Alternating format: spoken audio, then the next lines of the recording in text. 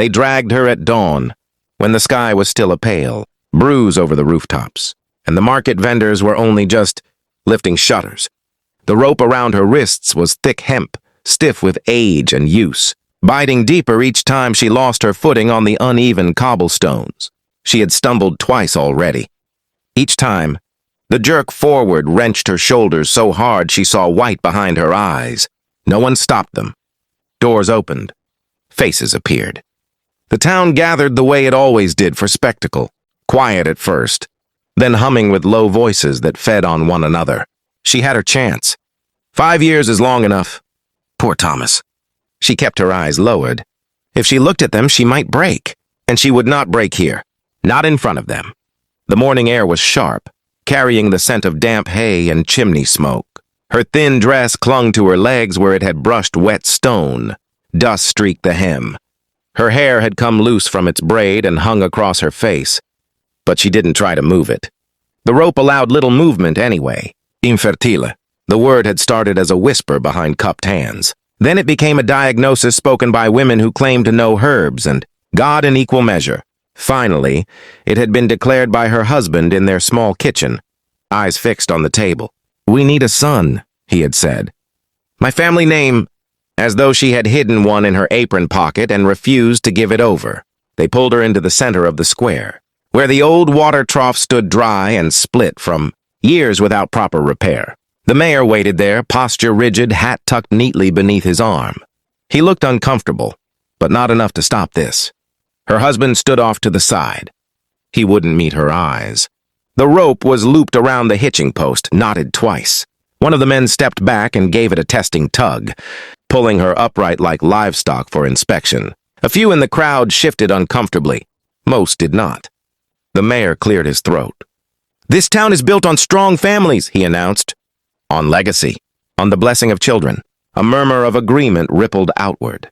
"A wife who cannot fulfill her duty," he continued, "brings sorrow into her household." Sorrow. As if she had not swallowed it alone each month when hope faded again. As if she had not endured the bitter teas, the whispered instructions, the silent prayers in the dark while her husband turned away from her in bed. She felt heat rising in her chest, not shame this time, but something closer to anger. A wagon rolled into the square just then, wheels crunching slowly over gravel. It was piled high with pelts and split logs, drawn by a broad-shouldered mule whose breath steamed in the cold air. The driver sat tall, wrapped in buckskin and silence. His beard was thick, streaked with early gray, his face cut by wind and weather. He slowed as he took in the sight. The rope, the bruises already forming around her wrists. The way the crowd leaned forward as though waiting for a performance. He guided the mule to a stop. "What's this?" he asked. His voice was not loud, but it carried with an edge that made people shift. The mayor squared his shoulders. "Town business." The mountain man's gaze moved from the mayor to her husband, then to her. He took his time. He did not rush to judgment. "She steal something?" he asked. "No," someone replied. "She kill someone?" A few uneasy laughs. "Of course not." "Then what?" "She barren," a woman near the front said sharply. "Useless to her husband?" The mountain man's eyes settled on her again. She felt the weight of that look, steady, searching. Not pity, not disgust. "Useless," he repeated quietly.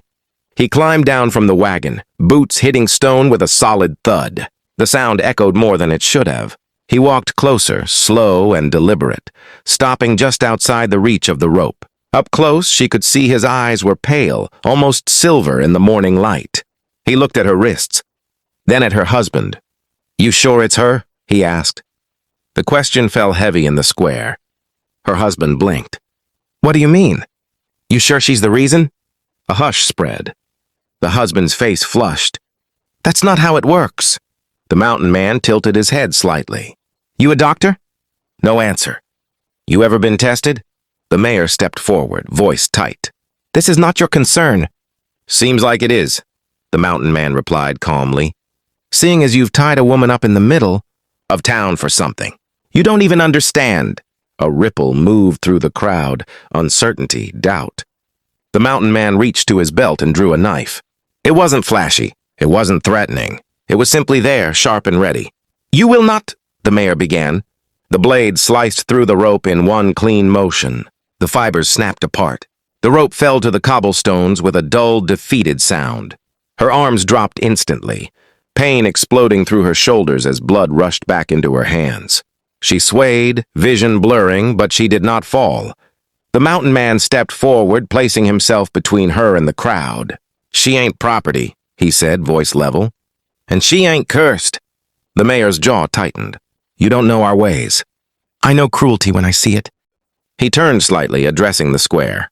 "Life don't come on command. Sometimes it don't come at all. That ain't punishment. It ain't shame.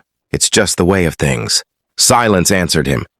No one stepped forward to retie her. No one defended the rope lying useless at their feet. The mountain man shrugged off his heavy coat and draped it over her shoulders. It smelled of pine smoke and cold mountain air. Warmth seeped into her skin, slow but certain. "You got somewhere to go?" he asked quietly. She looked at her husband one last time. He stared at the ground as though it held all the answers he lacked the courage to speak. "No," she whispered. The mountain man nodded once. "You do now." He offered his hand.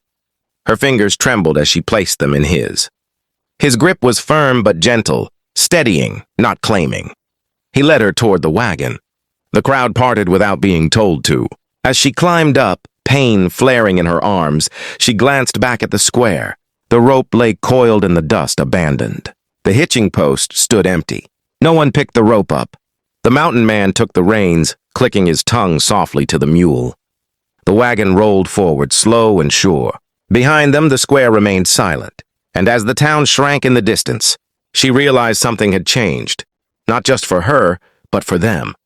Because doubt had been planted where certainty once stood. And doubt, once rooted, was harder to pull out than any rope.